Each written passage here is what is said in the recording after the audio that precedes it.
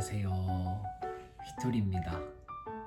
한국에 돌아와 있는 지금도 가끔씩 인스타나 영상 댓글로 일본 생활에 관한 거 물어봐 주시는 분들이 계시더라고요.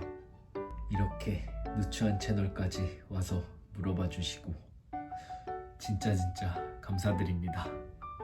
그래서 그 중에서 취업이나 아르바이트 면접 같은 거를 좀 가장 많이들 물어보시는데, 저의 워킹홀리데이 경험과 유학비자로 다녔던 학교의 세미나를 토대로 오늘은 일본 면접과 이력서에 관한 내용을 좀 얘기해볼까 합니다.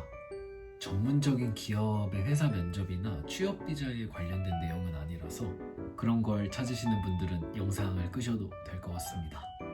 그러면 시작해보겠습니다. 우선은 어디서 일자리를 구하는지도 물어보시는데, 제가 아는 대표적인 방법은 한 3가지 정도가 있거든요. 첫 번째로는 이자카야나 카페 같은 현장에 있는 공고를 보고 지원하는 방법이 있고요. 두 번째는 우리나라처럼 구인구직 사이트나 아르바이트 어플을 이용하는 방법이 있고요. 워킹홀리데이를 가면 주로 타운워크라는 어플을 많이 사용하시는 것 같더라고요. 그게 지하철에도 가면은 전단지가 있어서 그걸 보고 지원하셔도 됩니다. 세 번째로는 해당 회사 사이트나 SNS 계정을 통한 공고로 지원하는 방법도 있습니다. 그게 대대적으로 뽑는 건 아니어서 앞에 2가지보다는 조금 더 전문성이 있는 것 같더라고요. 저도 일본에 가서 정말 일하고 싶었던 카페가 2군데 있었는데, 2곳 다 자사 홈페이지에만 공고를 올렸거든요. 한 곳은 면접까지 보고 떨어졌는데 저는 기분이 되게 좋았어요. 이거는 제가 뒤쪽에서 다시 한번 말씀드릴게요. 다음은 이력서랑 실제 면접에 관한 내용입니다. 일본도 면접 일정을 잡으면서 모바일 이력서를 우선적으로 받는 곳이 많은데, 이력서가 합격되고 면접을 보러 갈 때도 지류 이력서가 꼭 필요하거든요. 한국이랑 크게 다른 점은 많이 없는 것 같은데, 요즘에는 한국에서 이력서 작성할 때 사진 첨부 안 하시는 분들이 많은 것 같은데, 일본은 꼭 사이즈에 맞는 사진을 붙여서 이력서를 자필로 작성해서 가져가셔야 하고요. 그리고 경력란을 작성할 때 다른 곳에서 일한 경력에 왜 그만두었는지 이유도 작성하셔야 합니다. 저 같은 경우에는 한국에서의 경력 적을 때 코로나로 인한 폐업, 워킹홀리데이 합격으로 인한 퇴사 이런 식으로 적었는데, 특별한 사유가 없으시면 이신조노 츠고노 요리 타이샤, 일신상의 사정으로 인한 퇴사라고 적으시면 됩니다.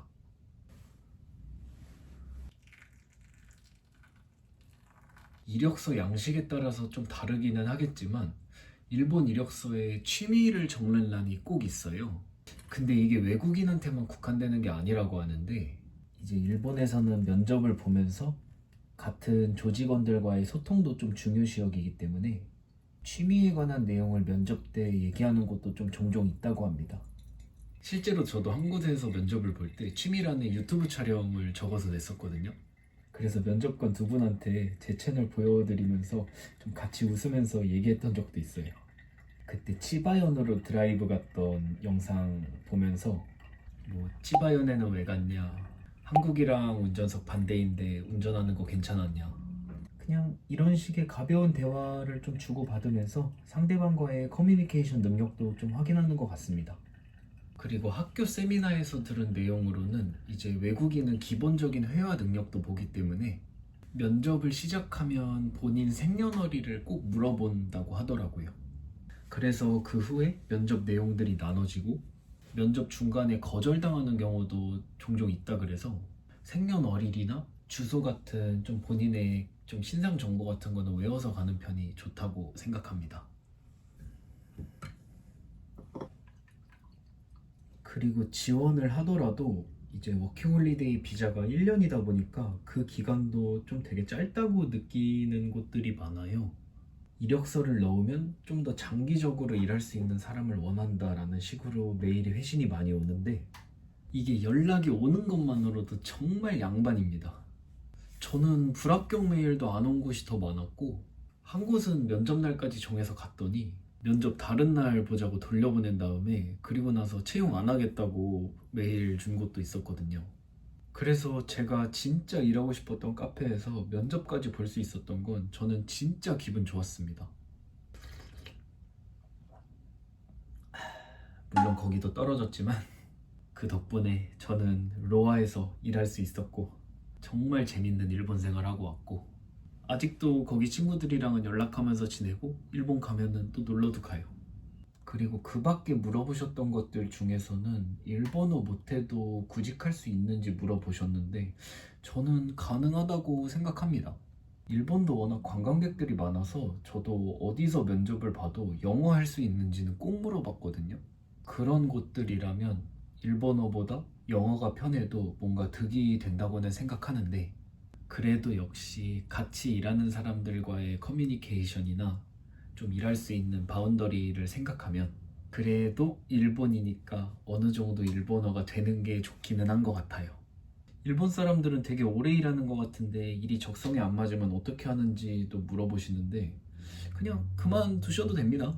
저도 처음에는 약간 그런 생각을 갖고 있었는데 생각보다 일본 사람들도 일이 힘들면 그만두는 분들도 많고 정해진 출근 날 안 나오시는 분들도 종종 계세요.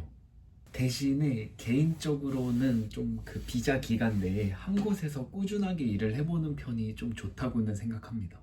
뭐 보다 많은 경험을 해보고 싶다고 이것저것 짧게 그만두는 거는 그냥 제 생각에는 이도저도 아닌 것 같고 일이 힘들어도 계속 일을 하다 보면 정말 좋은 일들이 많이 생겨요.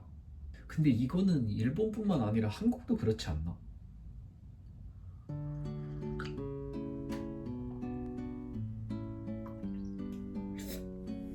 같은 일이어도 아무래도 외국이다 보니까 준비하는 것부터 시작해서 좀 여러 가지 많이 부담스럽고 긴장이 되더라고요. 그래도 누구한테나 다 처음은 있고 외국도 다 사람 사는 곳이니까 좀 마음 편하게 가지셔도 좋을 것 같습니다. 이게 할 수 있는 거랑 해본 거랑은 정말 차이가 크고 시도를 한다는 것 자체가 저는 굉장히 멋있는 거라고 생각을 해요. 그러니까 좀 시도를 해보시는 분들께 제 영상이 조금이나마 도움이 되셨으면 좋겠습니다. 더 궁금하신 부분 있으시면 영상 댓글이나 제 인스타그램으로 연락 주시면 제가 아는 선에서 최대한 답변해 드리도록 하겠습니다. 그럼 영상 마쳐보겠습니다. 감사합니다. 화이팅!